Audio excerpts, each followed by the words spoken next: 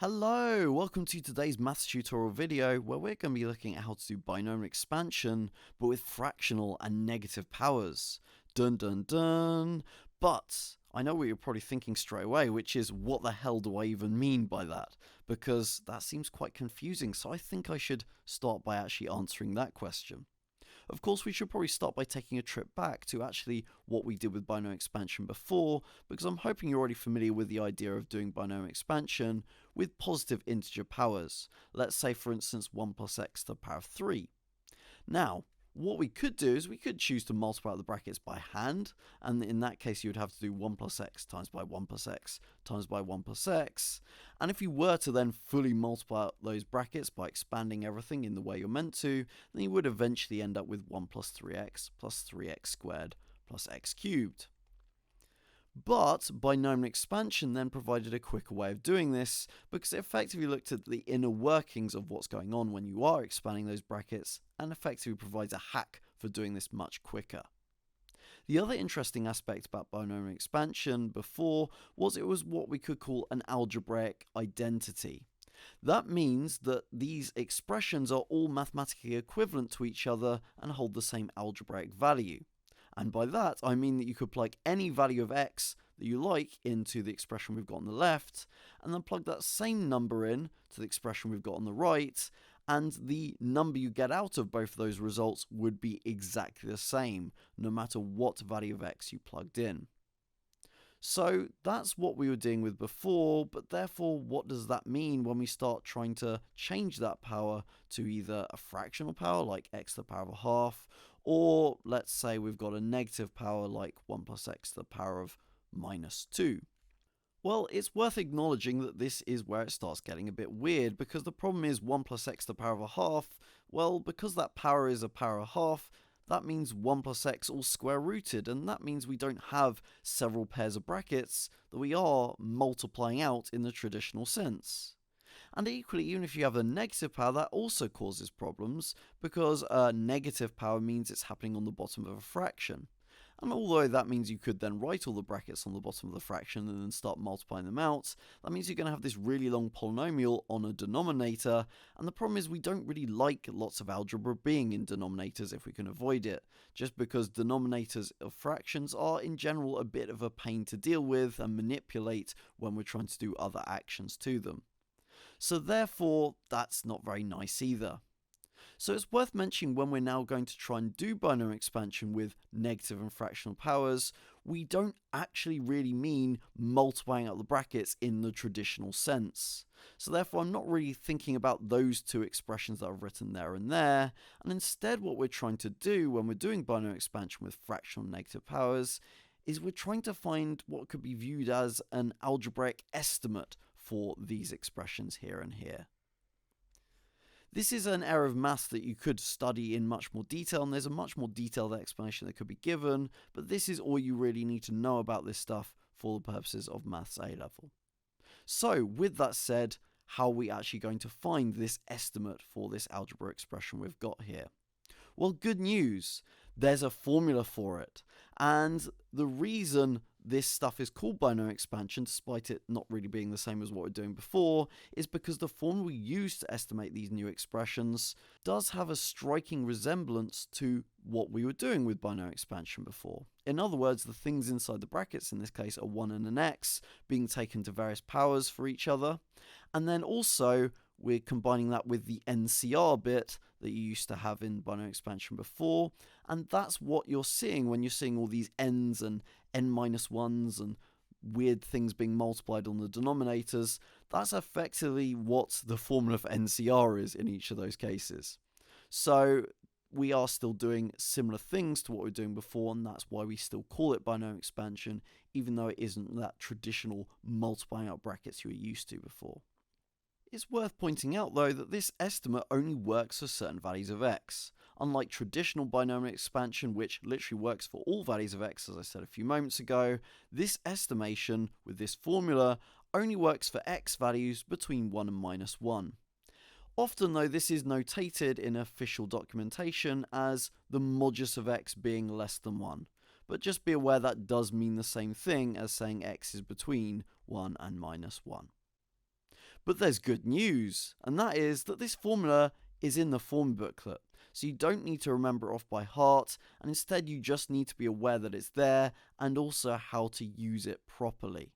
But as part of using it properly, you need to be aware that actually this estimation is technically what we call an infinite series. It's effectively something that can go on forever, and you can just keep on having more and more terms, and that's kind of like the same as having extra decimal points to have a number.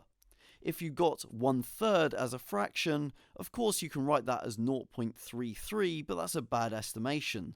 So therefore what you do to improve the estimation is include more decimal points. You'd have 0.333 or 0.33333. You get the idea. The more decimal points you have, the better the estimation. And it's the same thing here. If we want to make this estimation better, we just include more terms in our expansion. And that's what this bit of algebra at the end is for. It's giving you the general formula for finding however many terms you want to find. So that means if you want to find the x cubed term of this expansion or the x to the power of 4 term of this expansion, this is the formula for doing that. However, a lot of students find this formula a bit scary. So instead of looking at this last bit to decide what the x cubed term is or what the x to the power of 4 term is going to be, it's more helpful, in my opinion, to view this stuff a bit like a pattern. Because what you'll notice so far in the first few terms in that formula is we had n for the coefficient of x to the power of 1, and then for the coefficient of x squared, we had n times by n minus 1, all divided by 1 times by 2. So if we continue this pattern on, then this is a more helpful way of being able to see what the x to the power of 3 term is going to be like, etc., etc.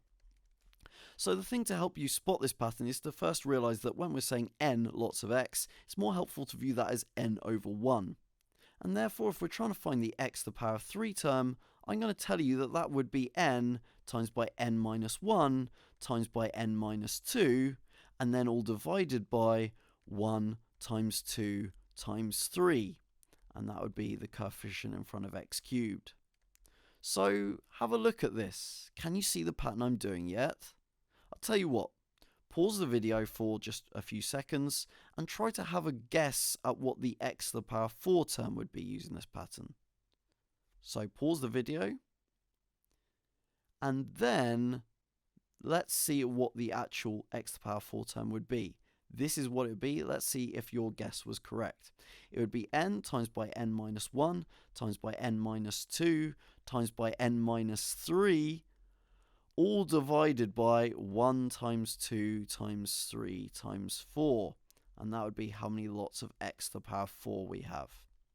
So hopefully you can from that see what the pattern is, and I find that's a more helpful way of being able to know what the higher power terms are, because the form we were looking at before does look a bit scary and some students freeze up and don't know what to do with it.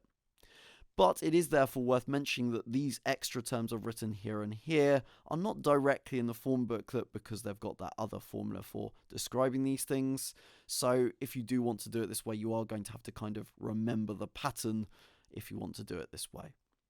Okay, so that's what the formula is, but now let's have a look at actually trying to apply the formula to an example. So we've got 1 plus x to the power minus 3 up to and including the x cubed term. So first thing worth pointing out with the wording is they say up to and including the x cubed term, and therefore they're telling us when to stop. That's very important because, as I already mentioned, technically these expansions go on forever, and just all that happens if you do just keep on going on and on and on is you're just improving the accuracy of the estimation. But therefore, to stop us making this becoming an infinite question, we do have to be told where we're going to be stopping at. And then basically what to do after this is just a direct application of this formula we saw previously. And so therefore, that's all we're going to do. And the first thing you need to do is just identify what is your value of n so that we know what to plug into this formula. So in this case, we can see the value of n is, of course, going to be minus 3. So therefore, all we have to do is literally plug n equals minus 3 into the formula. So therefore, 1 plus x to the power of minus 3 is technically approximately 1 minus 3x plus minus 3 times by minus 3 take away 1, which is of course minus 4, all divided by 1 times by 2, which is of course just 2, lots of x squared. And then of course noting that we want to go up to and including the x cubed term, so we're going to need to continue the expansion on. This is where knowing that pattern we were talking about before is helpful. So of course we said just a few moments ago that would be n times by n minus 1 times by n minus 2, all divided by 1 times 2 times 3, which would be 6. And that would be how many lots of x cubed we have. Cool! And then effectively all we'd have to do to finish this off is then just do the number crunching to work out what all these coefficients actually would be. So therefore that would be a 1 minus 3x, and then doing that stuff in front of the x squared, of course just plugging that into a calculator, you will get 6x squared, and then plugging that stuff in front of the x cubed, that does simplify to minus 10 lots of x cubed. So therefore that's the expansion for 1 plus x to the power minus 3, or at least an estimate for that expression. But the problem is you'd be forgiven for thinking by looking at the formula that this stuff is only possible if we've got a 1 plus x inside the brackets. But what happens if we want to do these sort of expansions if it isn't just 1 plus x inside the brackets? Well, luckily, if it's just 1 plus a multiple of x inside the brackets, something like 1+bx, where b is any number you like, then it's actually still very easy to use the formula for. All you've got to do is make an adjustment to take account of the fact that it's not just one lot of x inside the brackets anymore, and you can do that by doing a substitution. So let me show you how to do that in an example, because it's easier just to demonstrate this stuff. So let's say we're trying to find the expansion of 1 minus 4x to the power of a half, up to and including the x cubed term. Again, they're telling us the stopping point. So guess what? You end up just using the formula as we were before, at least to start with. So it is just going to be 1, and then it is going to be plus n lots of x. The problem is though, the n of course is a half, but then the x is no longer an x. Inside the brackets now, the x has been replaced with minus 4x. And so therefore, we've got to replace all the x's inside the formula with minus 4x as well. So instead of being nx, we're going to view it as n lots of minus 4x instead.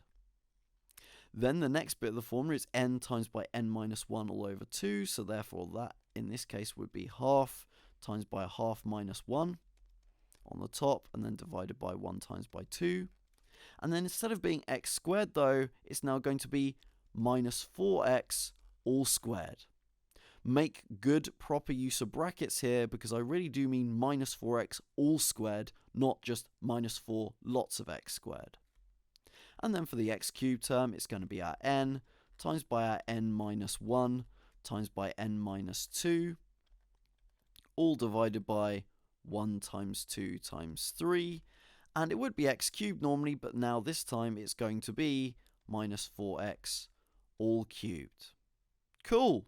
So all we've got to do now to finish off this question is again do the number crunching. Now for the earlier terms, that's going to be very easy. Half times by minus 4x is just going to be minus 2x.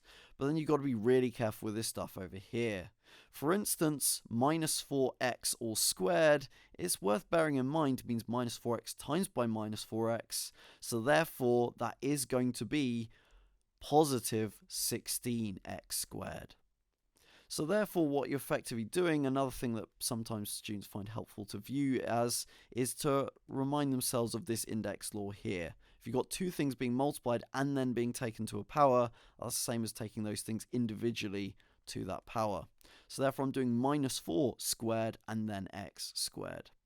Therefore, reminder also, if you want to do a minus number, or negative number I should say, to a power in the calculator, you do have to remember to put the brackets around it. Otherwise, again, the calculator won't do it properly either. So therefore, 16 times by all that other stuff we've got in the fraction out the front will lead you to eventually get minus 2x squared. And then also, we've got to do this third term, and again, minus 4x all cubed is actually technically minus 64x cubed. So then doing minus 64 times by the half minus 1 times by half minus 2, all divided by 1 times 2 times 3, that will get you minus 4x cubed in total. Cool. There you go. So that is the expansion for 1 minus 4x to the power of a half, up to including the x cubed term. But there's some further things we might want to consider. Up until now, we've now dealt with a situation where there's not just one lot of x inside the brackets, we can have however many lots of x we like, but the problem is we've still had the constant term still fixed at 1.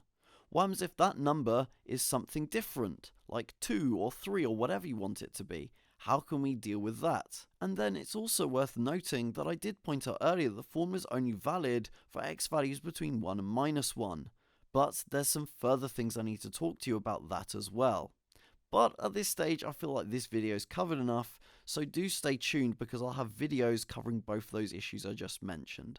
One talking about if the constant inside the brackets isn't just the number 1, and then another where we'll focus on what it means when it tells us that the estimation is only valid, or I should say the binary expansion, rather, is only valid for x values between 1 and -1. Okay, that will do us for today's video. See you in those future videos. Goodbye.